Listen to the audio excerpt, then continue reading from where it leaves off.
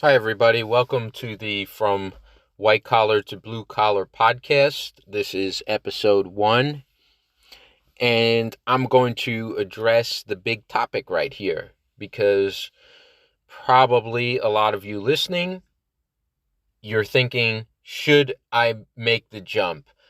You're sitting maybe in your office or you're at your home office or you're in some kind of cubicle and you're thinking, should I make the jump? Should I make the transition from a stable office job to a career in the trades? And I'm going to tell you where I was and give you some advice for that. So, my background was that I was working in the insurance industry and I held a series of clerical jobs in that business. Mostly, I assisted insurance underwriters in preparing and maintaining their accounts. So, this would not be considered a career, really.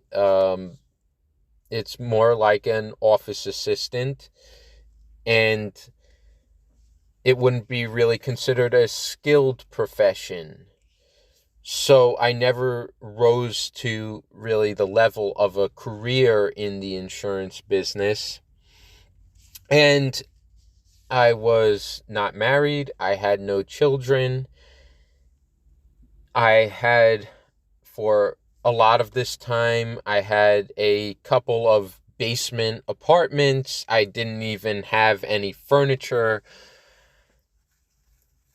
A lot of these apartments were already furnished. So, as far as what I was giving up or who I was putting at risk, it was very low. And in addition to that, I was also relatively young when I eventually left the insurance business, when I made the transition full time from white collar work to blue collar work. I had just turned 30.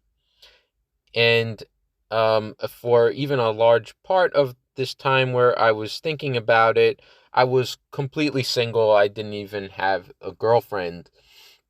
And um, I didn't have a, huge social life or social circle either.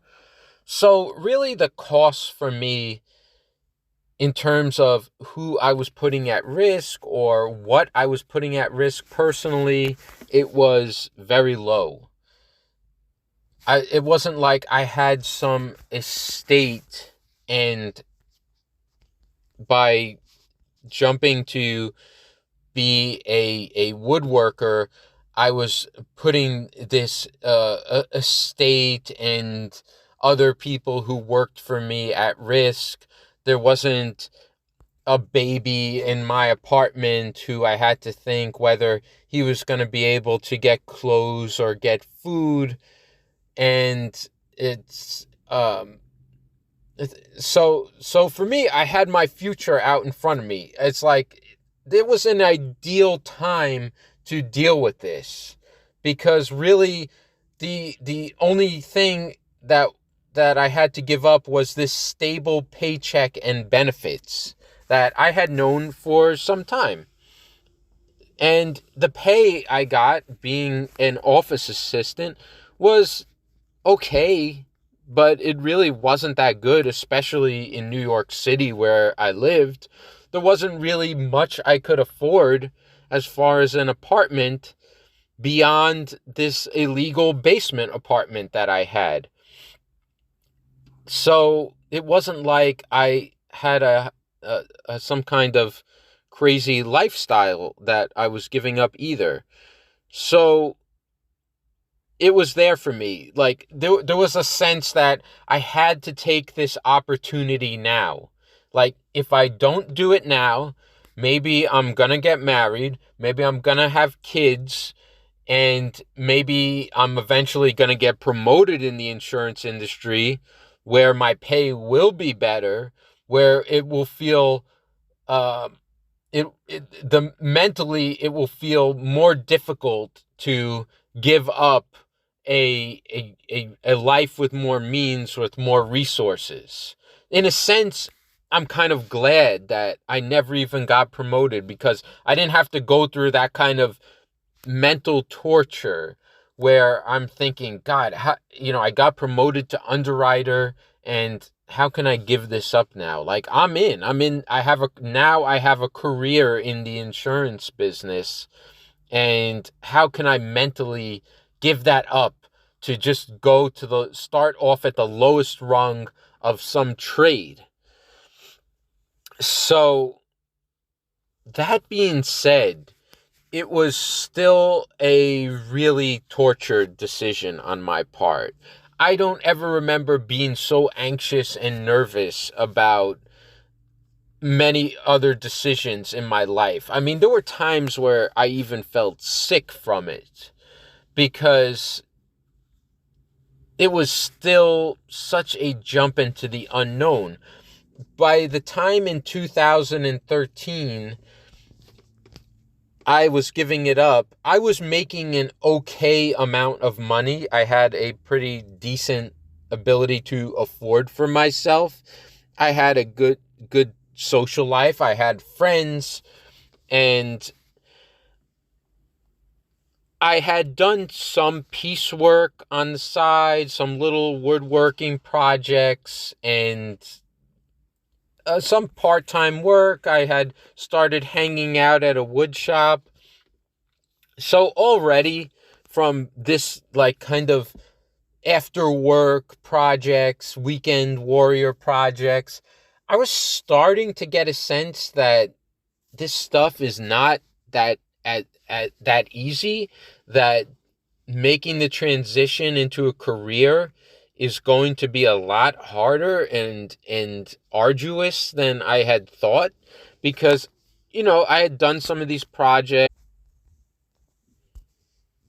started to see where things could go wrong, but at the same time, only having kind of these assistant jobs or high school jobs that I previously had, I still had this kind of skewed idea that learning a job was just something you do in 2 months, and eventually you get the hang of it. I had no idea that a career in the trades could take years to really get proficient at. And that being said, that all the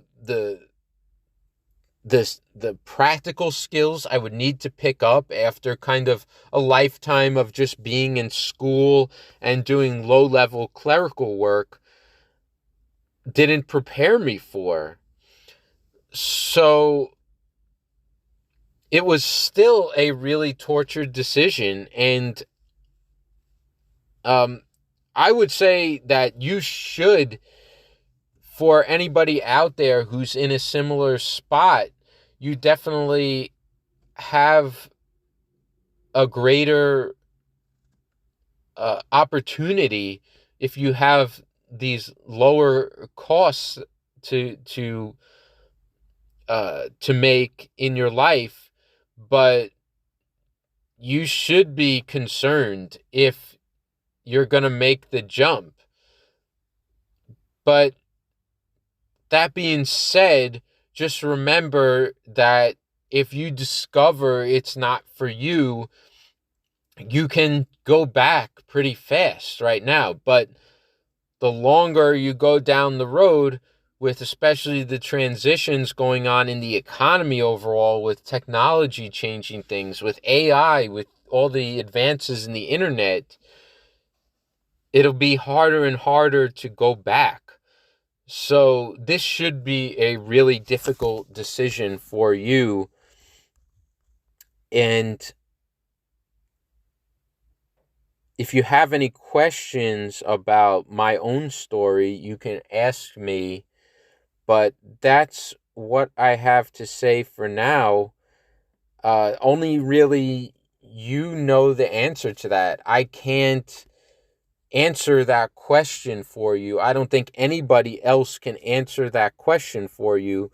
Really, I can just tell you how it was for me, and maybe you can think about it more, and maybe you'll have some more information, some more input in your own decision. So that's